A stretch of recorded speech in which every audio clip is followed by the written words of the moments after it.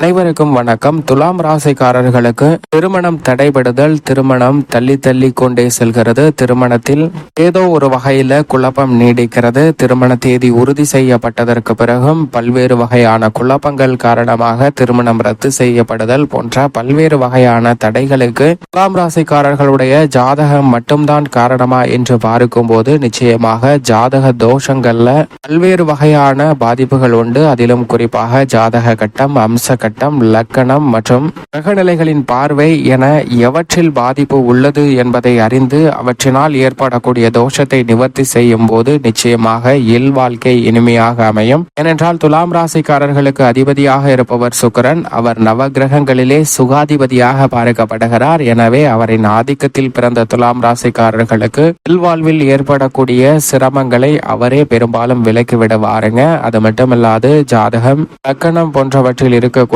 தோஷங்களை கண்டறிந்து அவற்றை நிவர்த்தி செய்வதால் பெருமளவில் இல்வாழ்வு மிக சிறப்பாக அமைவதற்கான யோகம் நிச்சயமாக துலாம் ராசிக்காரர்களுக்கு கிடைக்கும்.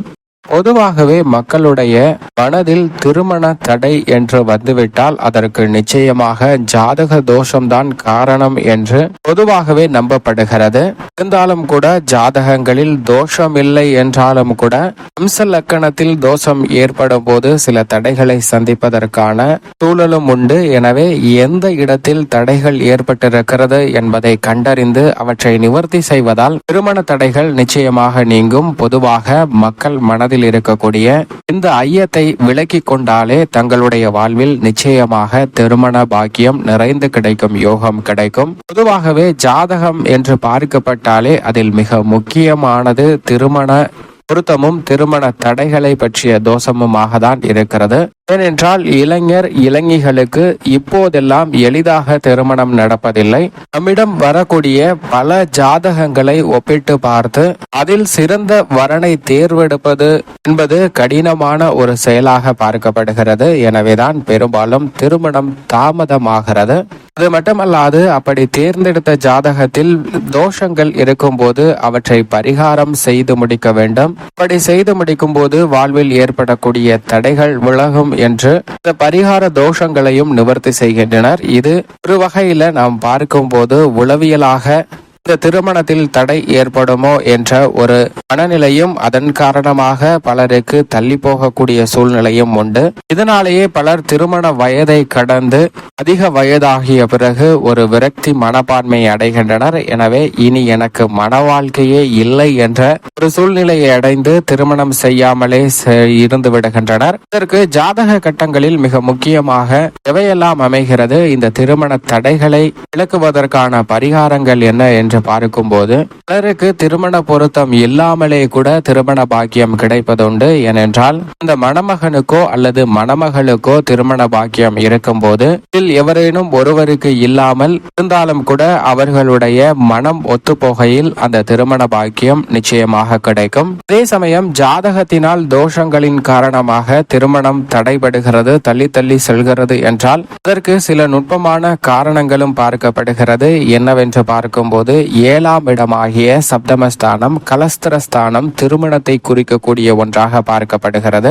அப்படிப்பட்ட கலஸ்திரஸ்தானம் வலுவிழந்து இருக்கும் போது திருமண தடைகளை அதீதமாக சந்திப்பதற்கான சூழல் உண்டு. அதிலும் குறிப்பாக மங்களக்காரகன் என்று சொல்லக்கூடிய செவ்வாய், சுகாதிபதி என்று சொல்லக்கூடிய சுக்கிரன், இந்த 2 கிரக நிலைகளின் அமைப்பும் சாதகமாக இல்லாத போதும் கூட சில தடைகள் ஏற்படும். ஏனென்றால் மிக முக்கியமாக செவ்வாயின் பங்களிப்பு, செவ்வாய் தோஷம் உட்பட பல்வேறு வகையான தோஷங்களை ஏற்படுத்துவதால் செவ்வாயினுடைய அமைப்பும் சுக்கிரனுடைய அமைப்பும் மிக முக்கியமாக ஒன்றாக பார்க்கப்படுகிறது. அதிலும் இந்த 2 கிரகநிலைகளுடைய பார்வை 7ஆம் இடமாகிய கலஸ்திரஸ்தானத்தில் பதியும் போது அவர்களுடைய வாழ்வில் திருமண தடைகள் நிச்சயமாக ஏற்படாது. ஜாதக கட்டங்கள் சரியாக இல்லை என்றாலும் பார்வையின் பலனால் யோகம் நிச்சயமாக உண்டு. அதே போன்று ஜாதக கட்டங்கள் சரியாக இல்லை என்றாலும் லக்னம் சிறப்பாக இருக்கும் போதும் தடைகள் நிவர்த்தியாகும். ஜாதக கட்டம் வலுவாக பொதுவாக திருமண பாக்கியத்தை கொடுத்தும் லக்கணங்கள் அல்லது பார்வைகளால் தோஷம் ஏற்பட்டாலும் சில தடைகளை சந்திப்பதற்கான சூழல் திருமணத்தில்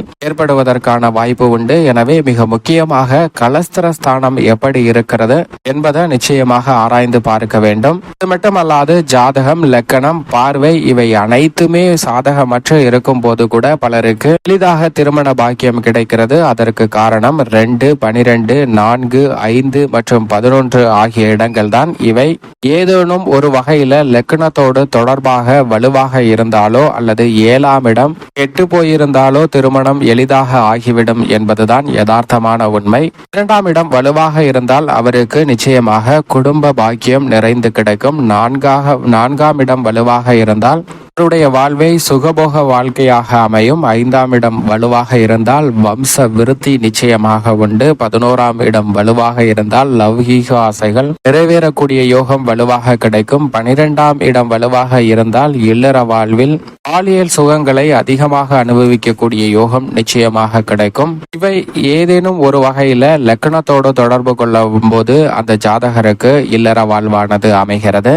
அதற்கு ஏற்ற தசா புத்திகளும் திசைகளும் நடக்கும் போதும் நல்ல வலுவான முறையில் திருமண பாக்கியம் கிட்டுவதற்கான யோகம் நிச்சயமாக உண்டு. ஆனால் பெரும்பாலும் திருமண தடைகளை ஏற்படுத்தக்கூடிய ஒரு அமைப்பாக ஜாதகத்தில் பார்க்கும் போது 8ஆம் இடத்தில் சனியும் 2ஆம் இடத்தில் ராகுவும் அமரும் போது பல தடைகளை சந்திப்பதற்கான சூழல் உண்டு. ஆனால் எல்லா ஜாதகக்காரர்களுக்குமே 8இல் சனி 2இல் ராகு என்று இருக்கும் போது தடை அதிகமாக ஏற்படுமா, சர்பதோஷம் அதிகமாக பாதிக்குமா என்று கேட்டால் நிச்சயமாக இல்லை. ஏனென்றால் ராகு 1.5 வருடங்கள் ஒரு ராசியில் சஞ்சரி பாருங்க. அப்படி பார்க்கும் போது அந்த 1.5 ஆண்டுகள்ல பிறக்கக்கூடிய அனைவருக்குமே ராகுவின் தோஷம் நிச்சயமாக இருக்கும். அதே போன்று சனி 2.5 ஆண்டுகள் வலுவாக சஞ்சரி பாருங்க. அப்படி சனி 2.5 ஆண்டுகள் சஞ்சரிக்கும் போது 2.5 ஆண்டுகள் பிறக்கக்கூடிய அனைவருக்குமே அஷ்டம தோஷமானது இருக்கும். அப்படி இருந்தாலும் கூட லக்கணம், பார்வை இவற்றில் சாதகமாக இருந்தால் நிச்சயமாக திருமண தடைகள் விலகும் என்பதுதான் யதார்த்தமான உண்மை. ஆனால் இந்த தோஷங்கள் இருக்கும்போது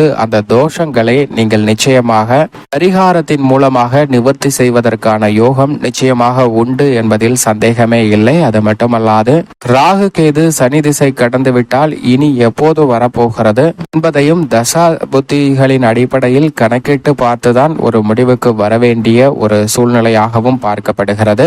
அதே சமயம் சுத்த ஜாதகமாக இருந்தாலும் கூட திருமண வாழ்வில் பல பாதிப்புகளை சந்திக்கக்கூடிய யோகம் உண்டு. பெரும்பான்மையான கிரகநிலைகள் உச்சம் பெற்ற ராமருடைய வாழ்க்கையில் கூட திருமண வாழ்வில் பல பாதிப்புகளையும் பல கஷ்டங்களையும் சந்தித்தார் என்பதுதான் யதார்த்தமான உண்மை. ஆனால் அதே சமயம் ஒரு ராசியில் கூட, குறிப்பாக ஒரு ராசியில் ஒரு கட்டங்கள் கூட இந்த கிரகநிலையும் உச்சம் பெறவில்லை என்றாலும் கூட அவருடைய வாழ்க்கை செழிப்பாக இருப்பதற்கான யோகமும் உண்டு. எனவே வெறும் ராசி கட்டங்களை மட்டும் வைத்து நாம் கணித்துவிடக்கூடிய முடியாது. லக்கணம் மற்றும் பார்வை என பல காரணங்களை கொண்டு மட்டும்தான் திருமணத்தில் உள்ள தோஷங்களை நிவர்த்தி செய்து திருமண பாக்கியம் எப்படி அமையும் என்ற முடிவிற்கு நாம் நிச்சயமாக வர வேண்டும். இது மட்டுமல்லாது என்னுடைய ஜாதகத்தில் ராகு கேது தோஷம் இருக்கிறது, சனி தோஷம் இருக்கிறது என்ற எதிர்மறையான சிந்தனைகளை வளர்த்து கொள்வதை தவிர்த்திடுங்க.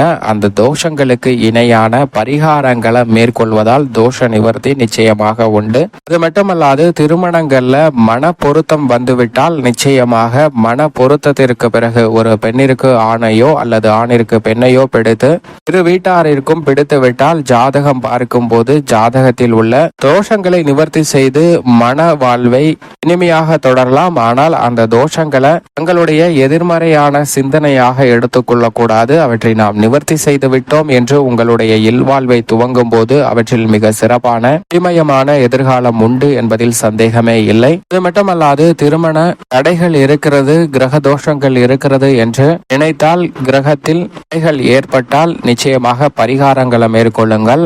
இந்த கிரகங்களை விட மிக பெரியவன் படைத்த இறைவன். எனவே அவன் நிச்சயமாக நமக்கு பல நல்ல வழிகளை தான் செய்து கொடுப்பார். ஏதோ ஒரு காரணத்திற்காக திருமணம் தள்ளி சென்றாலோ அல்லது தடைபற்றாலோ அவற்றை எண்ணி துவள வேண்டாம். மனதில் இருக்கக்கூடிய தோஷங்களை அல்லது குழப்பங்களை தீர்த்து கொள்ள வேண்டும் என்றால் நிச்சயமாக கிரக தடைகளுக்கான பரிகாரத்தை மேற்கொள்ளுங்கள். பெரும்பாலும் கிரக தோஷங்களாக பார்க்கப்படுவது ராகு கேது மற்றும் சனி தோஷம்தான் மிக முக்கியமான ஒன்றாகவும் செவ்வாய் தோஷமும் இதில் முக்கியமாக பார்க்கப்படுகிறது. இந்த 3 கிரக நிலைகளின் காரணமாக ஏற்படக்கூடிய தோஷங்களுக்கு சரியான முறையில் பரிகாரத்தை மேற்கொள்ளுங்கள். நவ கிரகங்கள்ல எந்த கிரகத்தால் தோஷம் ஏற்பட்டாலும் அதற்கான பரிகாரம் உண்டு. சர்பதோஷம் என்றால் ராகு கேது ஆலயம் திருநாகேஸ்வரம் சென்று அதற்கான பரிகாரத்தை மேற்கொள்ளலாம். திருநாள்ளாறு சென்று சனி பகவானின் திருமண தடைகள் பரிகாரத்தை மேற்கொள்ள முடியும். இப்படி எந்த கிரகங்களால் தோஷம் ஏற்படுகிறதோ அந்த கிரக தோஷத்தை நீக்கக்கூடிய வகையில் பரிகாரம் செய்தால் நிச்சயமாக நம்மளுடைய வாழ்வில் இல்வாழ்க்கை மட்டுமல்ல அனைத்தும் சிறப்பாக அமைவதற்கான யோகத்தை கிரக நிலைகள் உருவாக்கி கொடுக்கும்.